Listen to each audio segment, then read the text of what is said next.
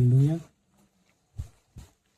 మొదటిగా దైవజనునికి వందనాలు, దేవునికి స్తోత్రాలండి. కూడిక ఎప్పుడు ఏర్పాటు చేసుకోవాలి, అయితే వాయిదా వేయడం అట్లా అయిపోయి మొత్తం మీద వాళ్ళకి ఏర్పాటు చేయడం జరిగిందండి. మరి ముఖ్యంగా మా అమ్మగారికి సంవత్సరం బాగానే ఉంది, ఆరోగ్యంగానే ఉంది. తర్వాత మా పాపకి పెద్ద పాప గురుకులం ఎగ్జామ్ రాసినప్పుడు ఫెయిల్ అయ్యిందండి.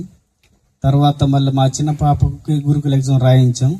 అయితే పెద్ద పాప విషయంలో అన్నకి ఫోన్ చేసి చెప్పలేదండి ఎగ్జామ్ రాయించేటప్పుడు.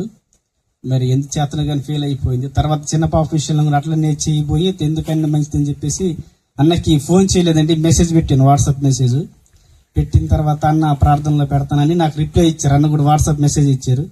ఇక అట్లనే కొనసాగింది. తర్వాత ఎగ్జామ్ రాసిన తర్వాత ఒక నెల అయిన తర్వాత రిజల్ట్ వచ్చిందండి, పాస్ అయింది. ఆ సీట్ కూడా ఎగ్జామ్ అయితే ఇల్లందు సెంటర్లో పడింది, సీట్ అయితే అసూరాపేటలోని సెంటర్లో వచ్చిందండి, దగ్గరలో వచ్చింది. మేము అనుకున్న రీతిగానే దేవుడు కార్యం చేశాడు.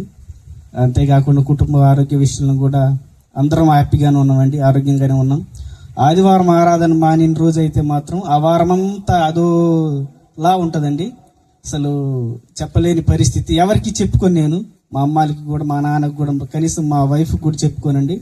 ఇక నేను బాధపడతా ఈ వారం మానేసేమని చెప్పేసి అనుకుంటా ఉంటాను. కానీ ఏదో వెలితి ఆరాధనకి వెళ్తే మాత్రం తృప్తిగా ఉంటుందండి. ఆరాధనకి వెళ్ళకోకుండా ఆ వారం ఏదో పని ఉండి మానేస్తే మాత్రం ఏదో వెలితి, చెప్పలేని వెలితి, అది కూడా కొంచెం అనీజీగా ఉంటుందండి.